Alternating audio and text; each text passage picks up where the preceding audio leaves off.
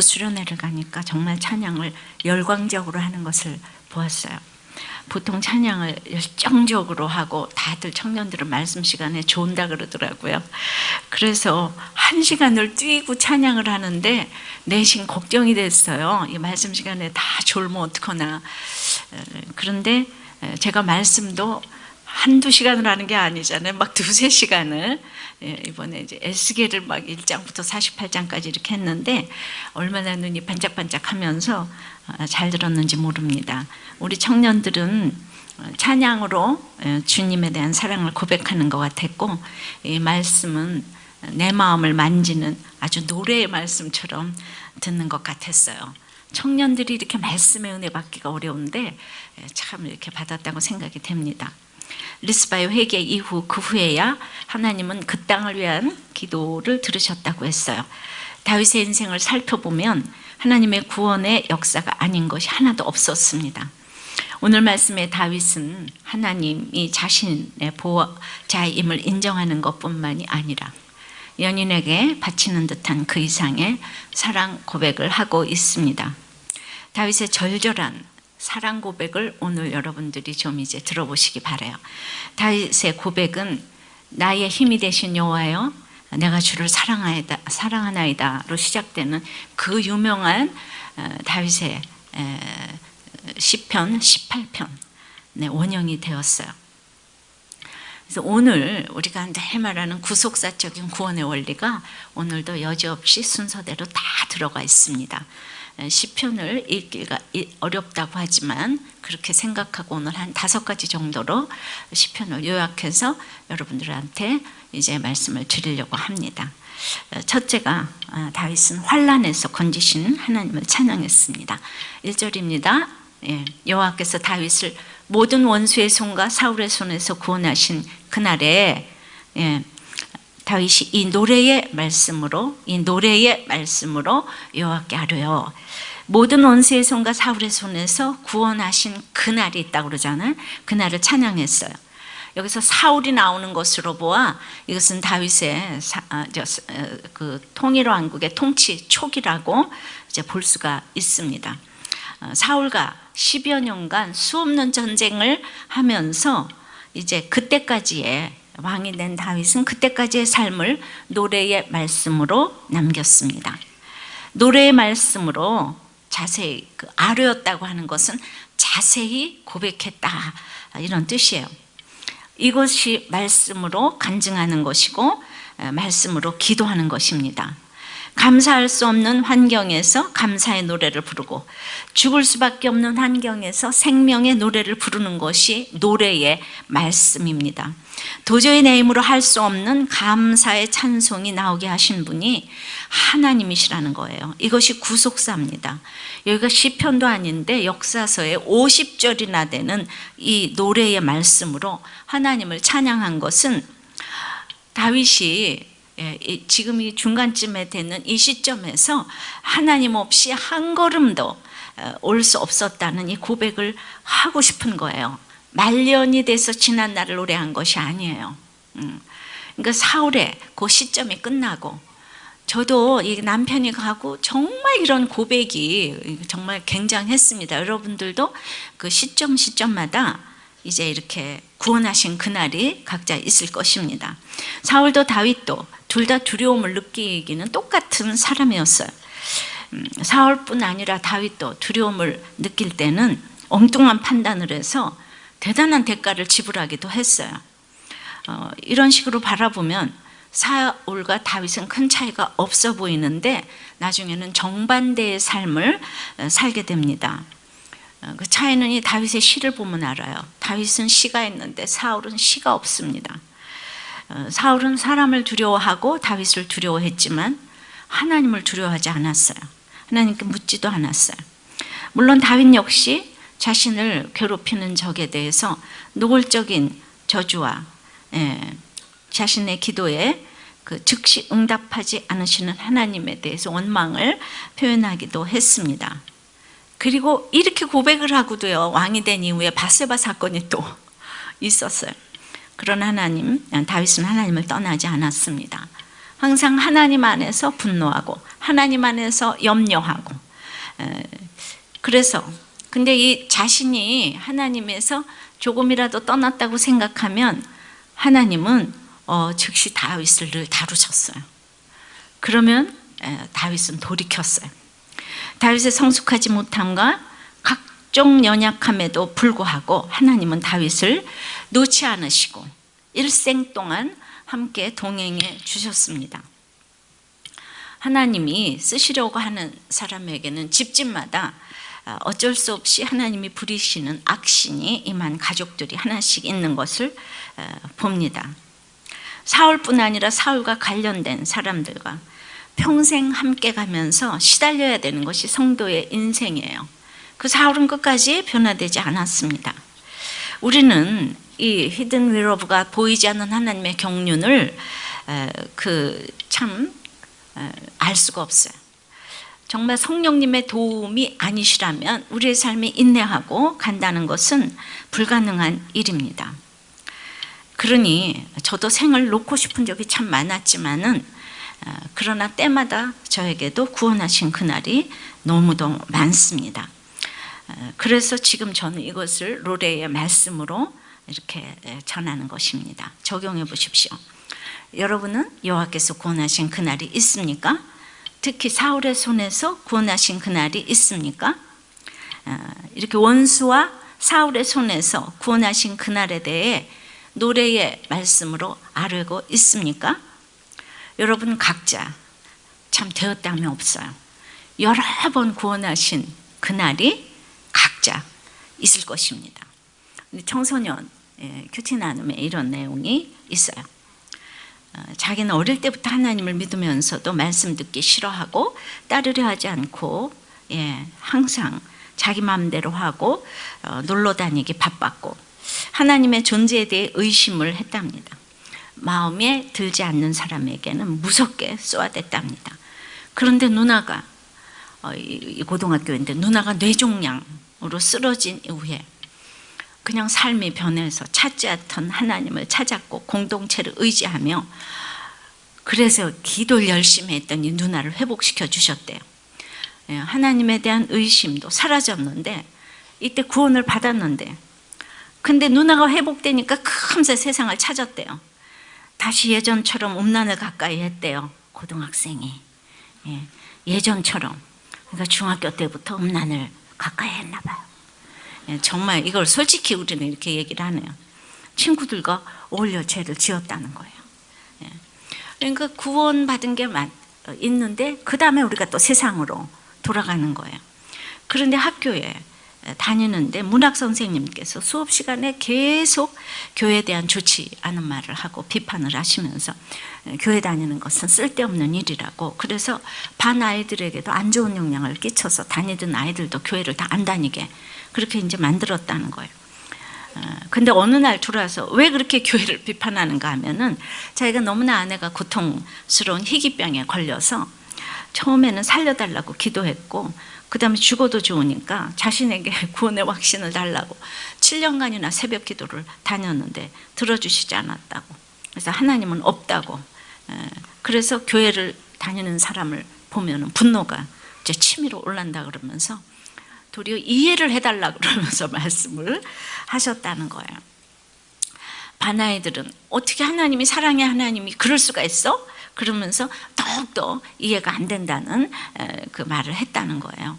그러나 저는 선생님의 이야기에 오히려 제 자신을 돌아보게 되었습니다. 그렇게 누나의 뇌종양 사건이 왔을 때 하나님을 간절히 의지했는데 그게 나아지니까 금세 세상이 주는 쾌락을 쫓는 저의 모습이 하나님이 없다고 생각하시는 선생님의 모습과 같아 보였기 때문입니다. 교회를 비판하시는 선생님이 스데반의 죽음을 마땅하다 여겼던 사울 같다고 생각을 했는데 저 역시도 다를 바 없는 사람이었습니다.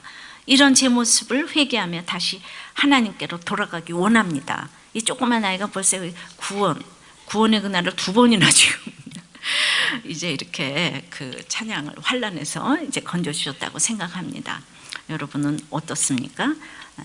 자, 다윗은 두 번째는 나의 하나님을 찬양했어요. 2절 3절입니다. 이르되 여호와는 나의 반석이시오 나의 요새시오 나를 위하여 나를 건지시는 자시오 내가 피할 나의 반석의 하나님이시오 나의 방패시오 나의 구원의 뿌리시오 나의 높은 망대시오 그에게 피할 나의 피난처시오 나의 구원자시라 나를 폭력에서 구원하셨도다. 팔레스타인 지방은 모래 땅으로 이루어져서요, 그 반석, 바위가 최고의 피난처로 표현되는 이제 그 언어인 거예요. 다윗이 15광야를 건너가면서 얼마나 절박했겠습니까? 이 전쟁 중에 죽을 수밖에 없는 상황에서 나의 요새, 나의 반석, 나를 건지시는 자, 나의 하나님, 나의 피할 바위, 그냥 나의 구원의 뿔, 나의 높은 망대, 피난처, 구원자, 결코 잊을 수 없는 이 상황을 때마다 경험되어진 하나님의 속성을 노래했어요. 나의 반석, 나의 요새 등 1인칭 어미가 그냥 3절까지 11번이나 반복이 되고 있는 거예요. 그러니까 하나님과 나와의 개인적인 만남을 강조했습니다. 교리적인 하나님이 아니고 경험되어진 나의 하나님, 나의 하나님. 다윗의 시가 아름다운 이유는 이렇게 하나님에 대한 고백이 있기 때문입니다. 지난 인생을 돌이켜볼 때 다윗은 기가 막힐 정도로 깊은 웅덩이에서 때마다 구원해 주신 하나님을 잊을 수가 없었을 것입니다.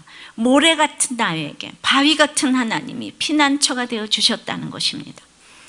여러분은 사무엘서를 읽어오면서 다윗이 겪은 광야 생활을 다 기억하실 것이에요. 오늘 그 10개로 표현되는 그거를 일일이 제가 다 찾아서 말씀을 드릴 수가 있지만은 제일 기억나는 거, 나의 반석, 마온 황무지에서 10사람들이 사울의 군사들에게 포위되었을 때 하나님이 그때 블레셋을 일으켜서 사울이 철수하게 하셨어요. 또 사울을 피해 숨었던 장소 중 하나가 들염소 바위에 있었던 엔게디 동굴인데 여기서 사울을 죽일 수 있었지만 하나님을 두려워해서 손을 대지 않은 곳이에요. 다윗이 지나온 날을 생각할 때 이 노래의 말씀으로 하나님을 찬양하지 않을 수가 없는 것입니다. 자기가 적들로부터 숨었던 바위, 요새, 망대, 피난처, 절대 절명의 순간에 다윗을 보호해 줬던 것들로 지금 하나님을 아무리 부르짖어도 부족함이 없는 하나님의 이름들이었습니다. 적용해 보세요. 여러분은 지나온 인생에서 하나님을 어떤 분으로 표현하고 싶으세요? 아까처럼 정말 나를 안 돌아보시는 하나님? 바쁘신 하나님? 나만 미워하시는 하나님? 그렇게 표현하고 싶으세요? 그럴 수도 있어요. 솔직하게 한번 나눠보세요. 아니면 반석, 요새, 피난처이신 나의 하나님이신가요? 이 설교를 준비하면서 제 지나온 인생을 진짜 생각을 해봤어요. 몸도 맘도 태어나면서부터도 내가 딸로 태어나서 아무도 기뻐하지도 않는 출생이었고, 그래 몸도 맘도 약해서 연약하게 짝이 없는 이 모래 같은 나를 하나님은 어찌하여 택하셔서 때마다 나의 반석, 나의 방패가 되셨는지, 정말 이것이 나의 고백이 아닐 수가 없습니다. 나는 강한 것이 하나도 없었어요. 싸움만 하면 졌어요. 대들 줄도 몰랐어요. 왜냐하면 내 편을 절대적으로 들어주는 사람이 하나도 없었기 때문에 늘 자신이 없었어요. 누가 뭐라고 말만 하면 가만히 있는 거예요. 할 말을 몰라서. 그런데 몸은 엄마가 또 안 봐줘서 그런지 온 기관이 약해서 뭐 기관지 오는 감기 가는 감기 다 걸리고 늘 배 아프고 현기증 나고 영화를 보면 편두통이 나고 짝골이 쑤시고 그냥 울렁증이 있고, 그래서 참 어려서 많은 날들을 학교에 가지를 못했어요. 여러분들은 지금도 제가 약해 보이지만 사실 지금이 일생에 가장 건강하다고 해도 과언이 아닙니다. 이상한 일이 저한테 일어나고 있어요. 저는 의사하고 결혼하지 않으면 저렇게 약한 것을 어디에다 쓰겠나. 그런 사람이 아르바이트와 공부로 살았으니 계속되는 입시와 생활고로 겉으로 얼굴은 항상 웃어도 극도의 스트레스 속에서 살아남은 것이 하나님이 나의 하나님이 되신 것이 아니고 그 무엇이겠습니까? 생각해보니까, 다시 또 생각해보니까 진짜 죽을 수밖에 없는 애가 살아 있더라고요. 당시 가난했고 건강도 없는데 그렇게 골골하면서 매일마다 아프면서 학교를 가고 교회를 가고 정말 피아노를 쳤어요. 실로 하나님이 나의 피난처시고 구원자 되신다고 어찌 고백을 하지 않을 수가 있겠습니까? 이런 얘기를 들으시면 여러분 각자는 다들 나는 건강한데 뭐 했나 이렇게 또 생각을 하시면서 제 이야기를 저 목사님의 특별한 이야기로 듣고 낙심하시는 분이 있다면 정말 하나님을 경험하지 못한 분이라고 할 수 있어요. 지나고 보니까 저도 모르지만 하도 스트레스가 극심해서 저는 아마 아이도 낳을 수 없는 병든 몸을 가진 줄 알았어요. 그런데 진짜 이 하님은 베이비로 3월에 결혼해서 12월에 아이를 낳았어요. 기적이었어요. 근데 아이를 낳은 후에도 약한 건 마찬가지여서 또 게다가 찬바람만 불면은 그냥 이 어른이 40도의 고열에 시달리는 건 아주 힘든 거예요. 툭하면 그렇게 편도선염으로 병원에 입원하는 것이 아주 분기별 월별 행사가 되었습니다. 그런데 이렇게 저렇게 아이도 낳을 수 없는 제가 5년 만에 둘째를 또 낳았어요. 생각할수록 이건 기적이에요. 여러분들은 뭔지 잘 모르겠지만 그런 기적이 있어요. 정말 기적이었어요. 그런데 어떤 이상한 일이 일어났는가 하면 남편이 천국 간 후부터 그러니까 제가 마지막에 편도선을 띄러 수술하러 갔어요. 이제 도저히 이거 안 되겠다. 편도선을 띄어버리자. 그랬더니 의사가 그래도 별로 필요도 없지만은 그래도 또 뭐 조금만 더 기다려보자고 한 6개월만 있다가 수술하시는 게 어떻겠는가. 그래서 왔어요. 그리고 남편이 갔어요. 그 다음부터 편도선염이 걸리지 않았어요. 지금까지. 그러면 매달 하는 그 편도선. 그리고 모든 것이 정상으로 조금씩 돌아왔어요. 이게 얼마나 이상한 일인가. 지금 생각하니까 제가 얼마나 학창시절과 결혼 생활을 극도의 긴장 상태에서 보냈는가. 정말 나의 하나님인 거. 정말 지나온 날들을 생각하니까 어떻게 상황마다 나를 내가 어떻게 죽지도 않고 살아있나 이 생각이 드는 거예요. 정말 나의 하나님인 거예요. 나의 하나님이고 누구도 안 돌봐준 것 같은데 하나님이 저를 돌봐주셨어요. 지금도 저는 건강한 체질이 아니에요. 근데 특별한 경우에 제가 설교를 쉰 적이 별로 없어요.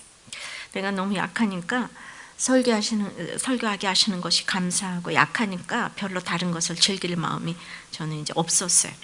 그래서 약한 것이 나의 분복이 되었어요. 이렇게 살 수 있는 것은 전적으로 하나님이 나의 하나님이셨기 때문입니다. 나는 이렇게 사실 살 마음이 없었는데 그냥 약하기 때문에 저절로 두둥실 떠서 가고 있는 거예요.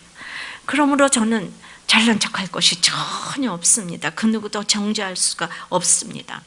근데 이렇게 되기 위해서 저는 여러분들에게 노래의 말씀으로 전할 수 있는 15광야가 그렇게 있는 것입니다. 광야를 지나면서 제가 힘들었던 것은 인생이 죄인이기 때문에 외롭고 힘들었던 거예요. 나의 어떤 육체적인 것 때문보다도 죄에 민감하게 하셔서 회개할 수밖에 없는 인생을 살게 하신 것도 나를 위해 건지신 하나님이시라고 생각이 되는 거예요. 그래서 다윗처럼 나의 하나님, 나의 반석, 나의 요새, 나의 피난처, 나의 피할 바에, 나의 구원자, 나의 구원의 뿔, 정말 때마다 제가 죽지 않고 살아서 때마다 그런 사건이 저에게 기념할 만한 저의 구원의 노래가 이렇게 있는 거예요. 적용해 보세요. 여러분의 하나님은 나의 하나님입니까?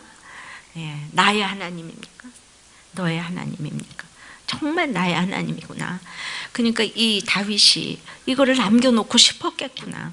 이때가 죽을 때가 아니고 사울의 그 전쟁이 사울과의 그 전쟁이 끝났는데도 불구하고 이거를 남기고 싶은 거예요. 제가 남편이 간 다음에도 그냥 그렇게 하나님을 찬양하고 어떻게 남편의 구원이 이루어질 수 있을까? 어떻게 우리 남편이 구원받을 수 있을까? 그 생각 때문에 정말 하나님을 찬양했습니다.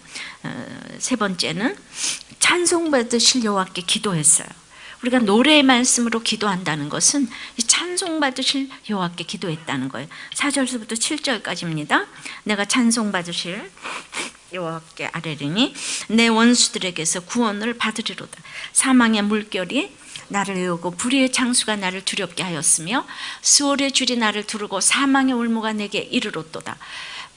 내가 환난 중에서 여호와께 아뢰며 나의 하나님께 아뢰었더니 그가 그의 성전에서 내 소리를 들으시며 나의 부르짖음이 그의 귀에 들렸도다. 하나님을 속속들이 경험하게 하기 위해서 사망의 물결이 불의의 창수가 그렇게 이제 오고 간 것입니다. 이 사망의 물결, 불의의 창수라는 것은 그 벨리알의 강들, 그러니까 사단의 강들, 사람이 불법을 행하면 죽음이 오는 거예요. 사망의 강이 나에게 이제 이렇게 정말 내가 이렇게 막 죽고 싶은 거는 항상 내 속에 떳떳지 못한 게 있을 때 죽고 싶어요.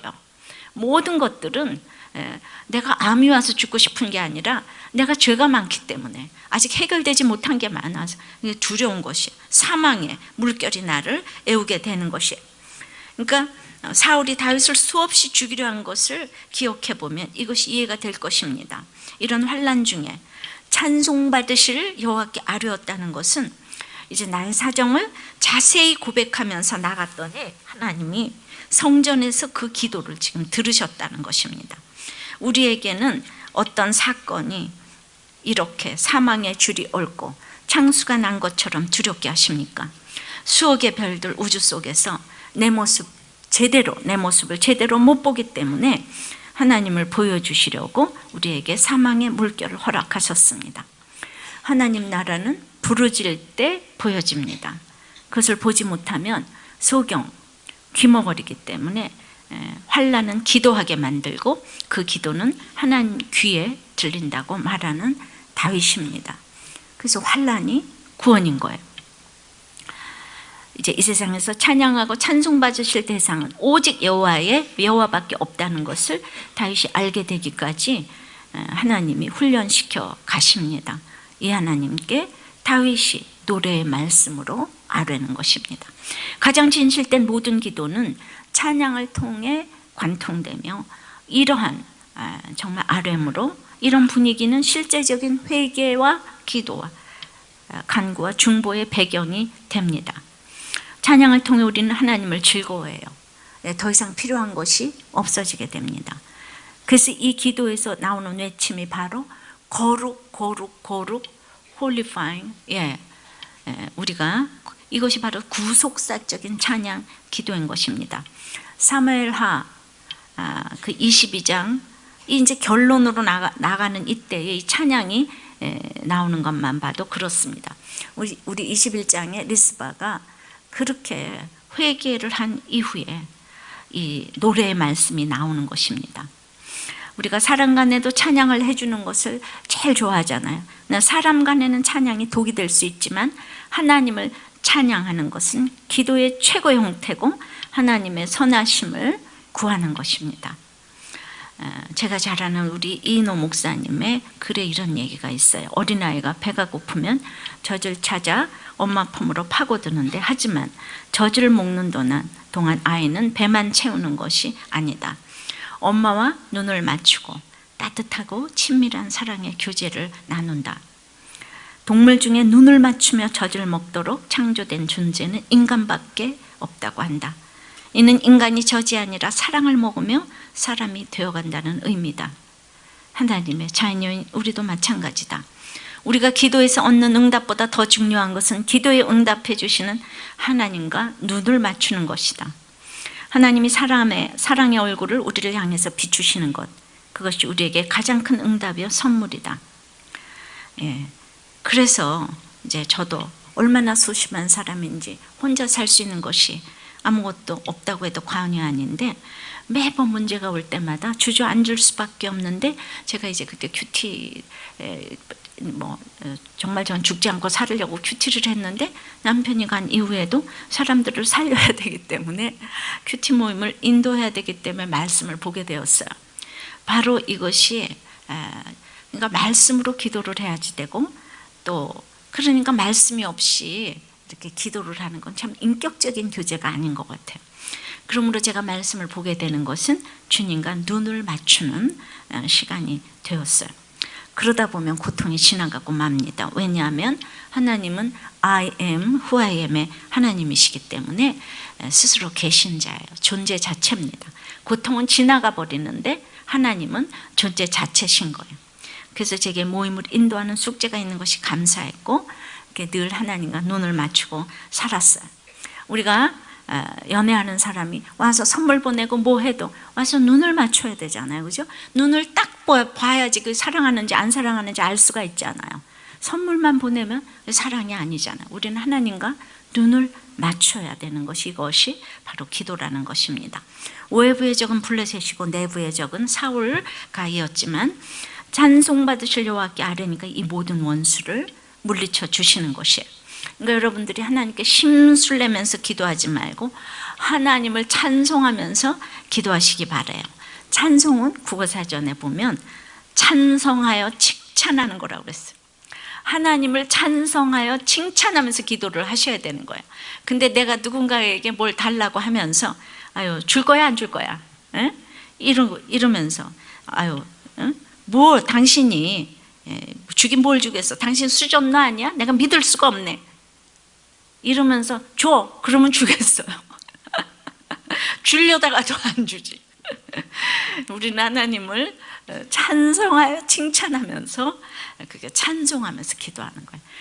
자, 적용해 보세요. 여러분은 원수를 인하여 찬송받으실 여호와께 찬성하고 칭찬하면서 기도하시나요?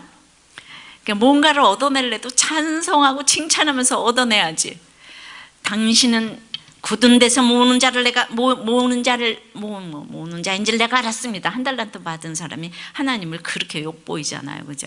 예. 자, 여러분들 찬성하면서 칭찬하십시오. 예. 하나님 100% 오르십니다. 하나님은 100% 오르세요. 우리는 100% 죄인입니다. 예. 네 번째는 이제 진노의 응답이 제일 중요합니다. 예. 다윗이 노래의 말씀으로 이제 이렇게 고백한 것이 진노의 응답을 찬양한 거예요. 가장 중요한 게 구원의 원리에서 진노의 응답을 찬양했어요. 그래서 이렇게 지금 기도한 것이 8절부터 15절까지가 응답인데요. 8절입니다. 이에 땅이 진동하고 떨며 하늘의 기초가 요동하고 흔들렸으니 그의 진노로 말미암음이로다. 시큰 하나님 찬양하고 기도했더니 응답이 진노로 왔어요. 심판의 진노로 응답이 왔습니다. 예. 그러니까 하늘의 기초가 요동했어요. 여러분 이 세상 세력, 교만, 자기 의가 내 속에 있건 남의 속에 있건 하나님이 진노하셔서 여러분들 요동케 해달라고 기도할 때 요동하는 응답이 오는 게 응답이 아니겠습니까? 내가 그렇게 내 속에 자아가 진노에서 요동하게 도와주시옵소서. 내 자아가 흔들리고 교만이 흔들리고 이게 응답 아니겠습니까? 예. 그러니까 우리 아까 집사님 간증하신 것처럼 그렇게 땅끝까지 내려가는 그 진노의 심판이 없이는 구원이 이루어지기가 거의 힘들다는 것입니다. 나의 기도로 인해서 땅이 진동하고 하나님의 진노가 퍼부어질 수가 있다는 것을 아셔야 됩니다. 그래서 10절부터 15절까지 그가 또 하늘을 들이우고 강림하시니 그의 발 아래는 어두컴컴하였도다. 그러니까 내 인생에 하나님이 임해야 어두컴컴한 것과 비교되는 이렇게 밝음이 있는 걸 알게 돼요. 하나님을 모르는 사람은 그 밝음을 몰라요. 자, 구름을 타고 나르시며 바람 날개 위에 나타나셨도다. 하나님은 이 성도의 기도에 지체치 않고 응답하시는 거예요. 그가 흑암곧 모인물과 공중에 빽빽한 구름으로 둘린 장막을 삼으시며 그 앞에 있는 광채로 말미암아 숯불이 피었도다. 여호와께서 하늘에서 우레소리를 내시며 지존하신 자가 음성을 내시며 화살을 날려 그들을 흩으시며 번개로 무찌르셨도다. 화살을 쏘아서 원수를 흩으시고 번개로 파하셔서 지금 혼란스럽게 하시는 것이 이제 진노의 심판이에요. 내 속이나 집안이나 교회나 공동체나 자꾸 분열이 되고 생각이 혼란스러운 것은 하나님의 뜻이 있으신 것입니다. 진노로 흩으실 때 이렇게 좀 잠잠히 당하여 생각해야 합니다. 하나님께서는 우리들이 환난 속에서 기도드릴 때 이렇게 오늘 뭐라고요? 응답으로 진노를 퍼부으시는 거, 이거를 알 수가 있습니다. 우리가 구속사적으로 말씀을 보는 훈련이 바로 이런 것이에요. 우리가 영혼 구원을 위해서 기도한다면 반드시 먼저 심판이 있고 나서야 구원이 임한다는 것이 순서입니다. 그러므로 구원 때문에 이 심판을 인내할 수가 있어야 합니다. 이 기도 응답이 원수에게서 일어난다고 하니까 그 원수가 앞으로 내가 앞으로 믿게 될 그 사람일 수가 있다는 거예요. 그래서 정말 우리 남편이 제가 좀 병원이 안 되게 해달라고 기도를 했다 그랬어요. 아무것도 이 심판이 임하지 않고는 하나님을 알 수가 없기 때문에. 그것은 또 내 속의 원수일 수도 있습니다. 땅이 진동하는 것은 부도난 사건일 수도 있어요. 또 감옥에 가고 아이들이 일저지르고 또 이제 암이 걸리고 이런 것들이 땅이 진동하는 사건인 것이에요. 이것이 기도 응답으로 내 속에, 내 원수 속에 사단이 물러가려고 지금 진동하는 거예요. 적용을 해보세요. 나에게 온 사건은 구원을 위한 하나님의 진노의 응답이라고 믿습니까? 네. 그래서 아까 암이 걸리셨는데 저한테 그냥 너무너무 감사하다고, 그냥 이렇게 다 해석 잘할 수 있게 해주셔서, 언제 자기가 갈지 모르지만은 스데반처럼 마지막에 정말 꽥하고 말씀 잘 전하고 가게 해달라고, 그리고 그냥 저를 세워놓고 정식으로 자기가 절을 좀 하시겠다고. 아까 그래서 제가 절 받았어요. 암 걸리셨는데 절하셨어요. 저는 너무 고맙고 감사하다. 마지막까지 이거 잘 할 수 있게 해달라고. 이것이 바로 진노로 임한 구원의 사건이에요. 우리는 이 세상에 죽을 일이 아무것도 없습니다. 그래서 노래의 말씀으로 이걸 또 전하는 거예요. 어디를 가도 우리는 다 노래의 말씀으로 하나님을 이렇게 찬양합니다. 그 진노의 사건은 암으로만 오는 것이 아니고 굉장히 사소하게 일상생활에서 또 오는 거죠. 어린이 큐티, 어큐의 교사 간증이에요. 초등학교 4학년 둘째 아들이 학부모 상담을 하는데 아들이 그랬다는 거예요. 우리 엄마는 매일 때리고 욕을 해요. 그랬다는 거예요, 선생님한테. 그러니까 그냥 막 선생님이, 교회 선생님도 아니고 학교 선생님이 그러니까 죽고 싶을 만큼 수치스러웠다는 거예요. 고난이 없는 분들은 이런 게 죽고 싶을 만큼 수치스러운 일이에요. 여러분들 이거를 또 무시하시면 안 돼요. 이분이 이게 죽을 만한 일이에요. 저는 사춘기인 5학년 큰아들과 시간을 잘못 지키는 둘째 아들에게 칭찬의 말보다는 상처가 되는 말을 입버릇처럼 쏟아내며 화를 풀었어요. 그런데 유두고가 창문에서 떨어져 죽자 그 모습을 보고 놀란 사람들에게 걱정하지 마세요. 청년이 아직 살아있습니다. 라고 했던 바울의 말이 유독 눈에 들어옵니다. 아이들에게 분노하는 저를 보고 절망하지 말고 힘든 아이들을 잘 인내하라고. 그러면 하나는 이 마음도 주님이 정말 만져주실 거다라고 하시는 것 같아서 위로가 됩니다. 제 자신에게 절망할 때마다 말씀으로 위로해 주시는 주님, 정말 감사해요. 적용은 아이들 때문에 화가 날 때 잠시 자리를 피하겠습니다. 그러니까 우리의 심판의 사건은 이렇게 아이들 얘기부터, 암서부터, 직장서부터 정말 가지걱정 그 진노가 반드시 우리의 기도의 응답으로 구원이 오려고 일어난 선행 사건인 줄을 믿습니다. 놀라지 마시고 구원으로 잘 인도되도록 해석하시기 바랍니다. 다섯 번째는, 제일 중요한 거는 노래의 말씀으로 찬양하는 가장 중요한 것은 다윗 한 사람을 위해서 온 천하 만물을 움직이셨듯이 한 영혼이 천하보다도 귀한 것을 찬양했어요. 그래서 다윗 한 사람을 인하여서 하늘과 땅의 기초를 흔드실 뿐 아니라 그 외에는 천지 만물을 다 동원하여서 지금 달려오셨어요. 우리의 전쟁도 뜨거부터 시작을 해요. 원리로 싸우는 게 아니에요. 그래서 이제 4절 5절에서 지금 이제 사정을 아랬잖아요. 사망의 줄이 나를 두르고 불의의 창수가 나를 힘들게 하고 해서 막 아랬어요. 6절에 하나님, 다윗의 기도가 올바르다 해서 그것이 하나님 귀에 들렸어요.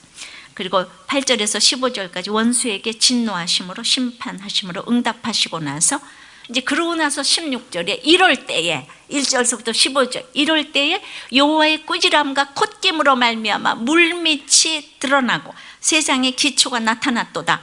이렇게 하나님의 꾸지람을 받으면 물밑이 드러나고 땅의 기초가 나타나는 것입니다. 경건주의, 율법주의 밑에 있는 나의 가식과 허영과 이런 모든 이 정욕의 자기의 진짜 모습이 보이기 시작한다는 거예요. 진노의 심판으로 구원이 임하면 내 속에 이 허영과 이 모든 인본주의 이런 것들이 보이기 시작한다는 거예요. 17절 그가 위에서 손을 내미사 나를 붙드시며 많은 물에서 나를 건져내셨도다. 우리가 받은 구원은 위로부터의 구원이에요. 근데 누군가를 보내서 나의 비재물, 미움의 물, 흙탕 가운데 이 많은 물에서 나를 건져내셨어요. 해 아래서 수고한 땅의 일이 모두 헛되대요. 위에서 나를 건져내셨대요. 18절 나를 강한 원수와 미워하는 자에게서 건지셨으며 그들은 나보다 강했기 때문이로다. 그러니까 이 세상은 살면서 나보다 힘센 원수, 강한 원수 너무 많아요. 그런데 내가 끊지 못하는 강한 원수가 뭡니까? 돈 많은 재벌과 이 돈 많은 사람들은 도박 중독이 너무 재밌어요. 돈이 많은데 그걸 어떻게 끊어내겠어요? 경마를 해서 1억을 땄어요. 죽을 때까지 못 끊는다는 거야. 한번 1억을 따면은. 이거 너무 강한 원수예요.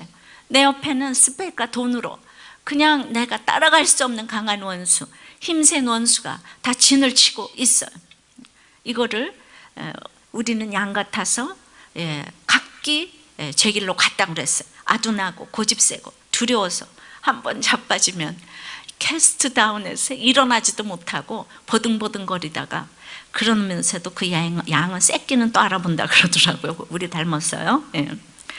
그러니까 이렇게 힘센 원수가 그 옆에 있는데 나보다 강했기 때문인데 너무 힘드니까 19절에 여호와를 부른 거예요. 여호와께서 나의 의지가 재앙의 날에 되신 거예요. 20절에 나를 또 넓은 곳으로 인도하시고 나를 기뻐하심으로 구원하셨도다.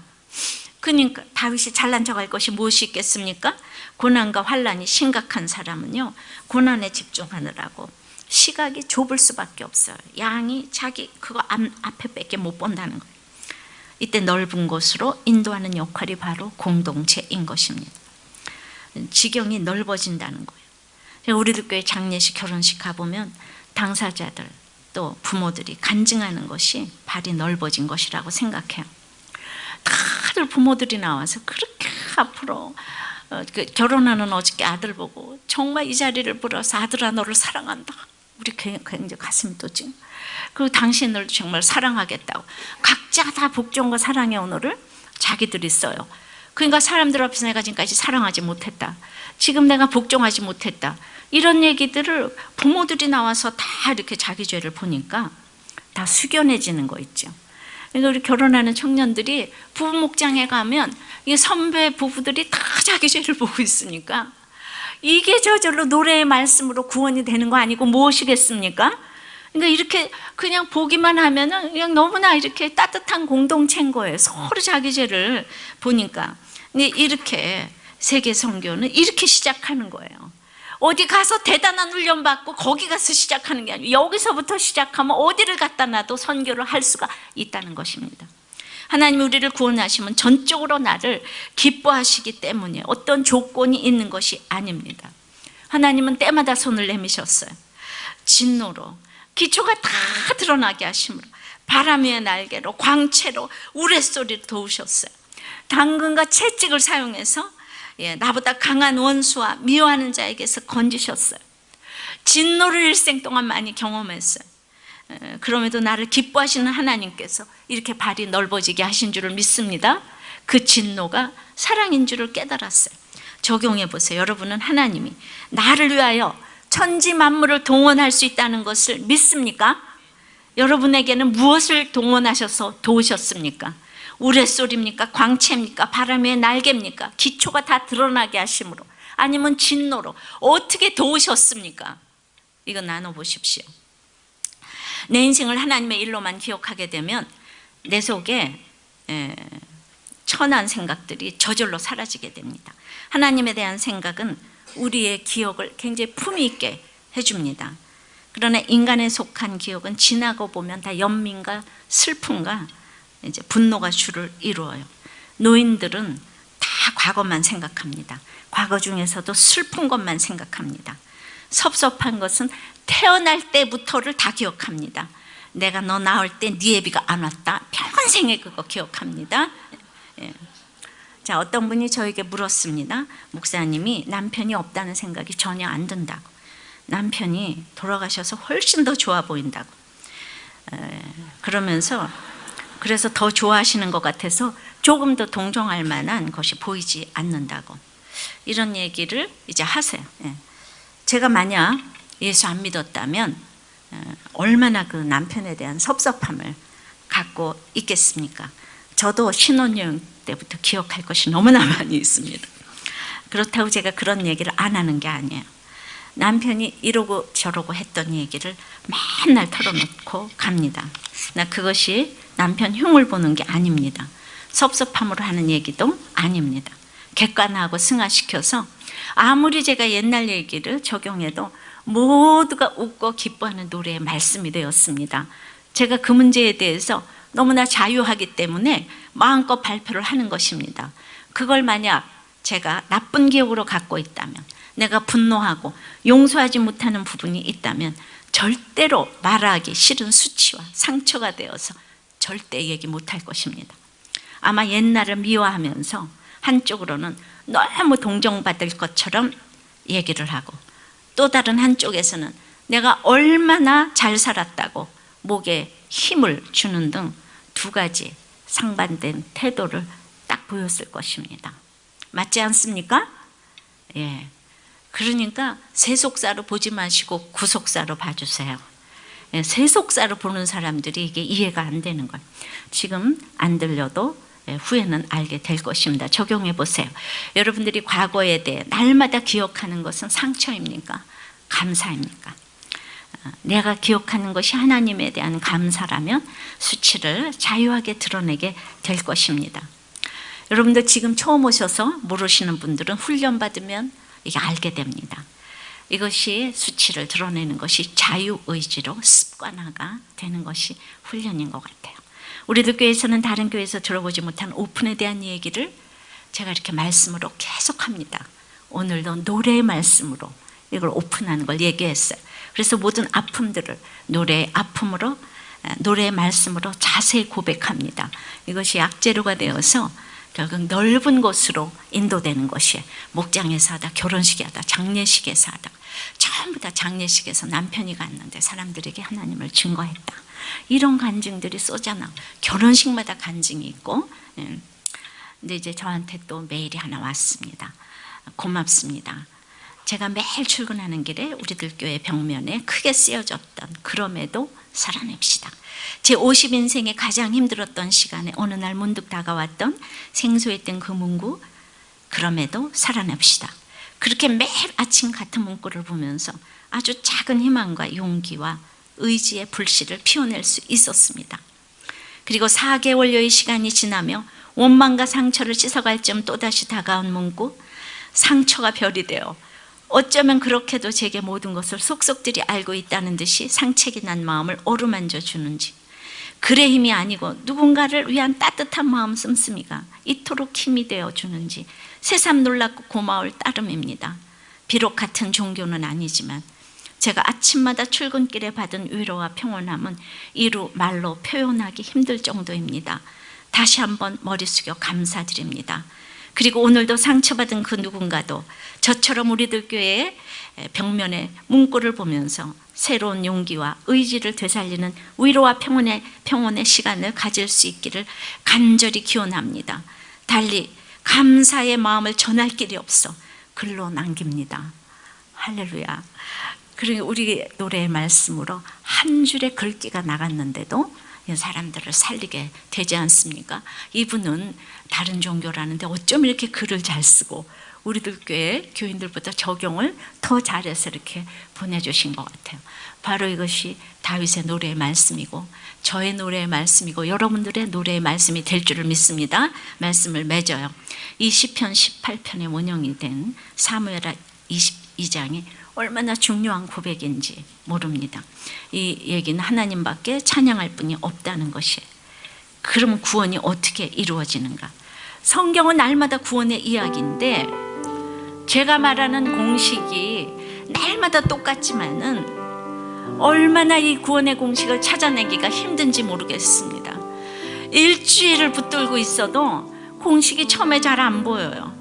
그러므로 이게 공부가 아니고 땀 흘리는 수고가 있어야 되고 환난이 있어야 된다는 것. 기도를 오늘 들으시고 심판으로 임하시고 심판으로 인해 내 속의 것이 다 드러나고 진노가 임하고 미워하는 자 원수가 없어지니 오늘 지경을 넓혀 주신다고 합니다. 구원의 결론이 사명이라고 하십니다. 이 원리가 성경 모두가 똑같고 에스겔, 모세, 지금 사도행전에 이 베드로 모두가 똑같이 여러분들에게도 나에게도 이어지기를 소망합니다. 찬양하고 기도합니다. 우리 말씀 기억하며 함께 찬양하겠습니다. 주님과 같이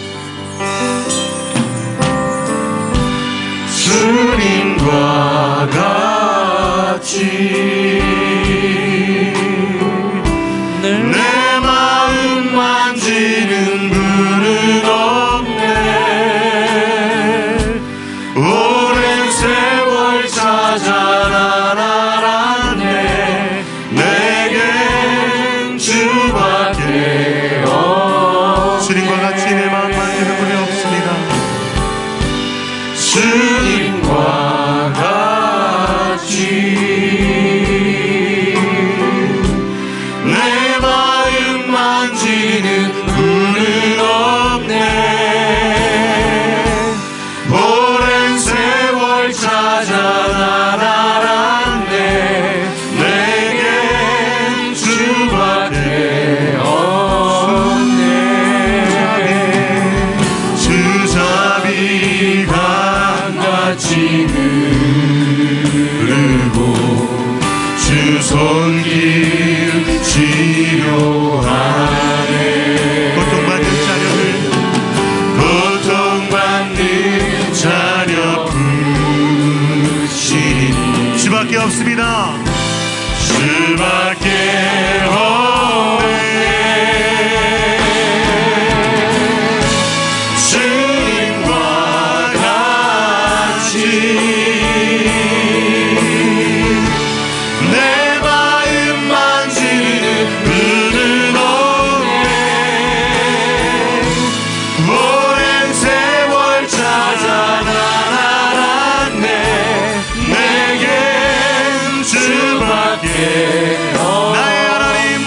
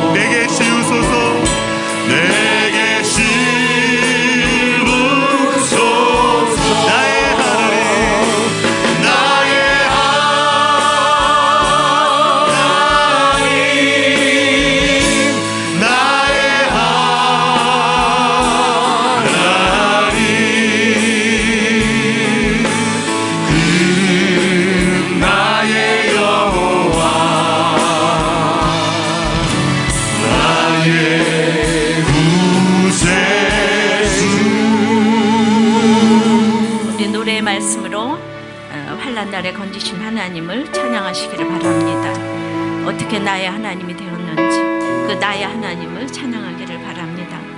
찬송 받으실 하나님께 여러분들이 찬송하며 칭찬하며 그렇게 하나님께 기도하시길 바랍니다. 여러분들의 응답으로, 기도의 응답으로 진노가 오신 것을 정말 감사함으로 응답으로 받게 해달라고 기도하십시다. 왜냐하면 천하보다도 귀한 한 영혼 나이기 때문입니다. 하나님은 나를 위하여서 천지를 동원하실 수 있는 것을 믿고 이 모든 나의 삶의 모든 지나온 날이 구원의 여정에 속해 있다는 것을 알고 다른 사람들도 그렇게 돼 있다는 것을 알고 이제 구원을 향해서 나가는 저희들의 모든 노래의 말씀이 되게 해달라고 다 같이 기도하겠습니다. 지나온 인생을 생각할 때 제가 살아있는 것이 어떻게 기적이 아니겠습니까? 다시 생각을 해봐도 내가 어떻게 살아있을 수가 있는가?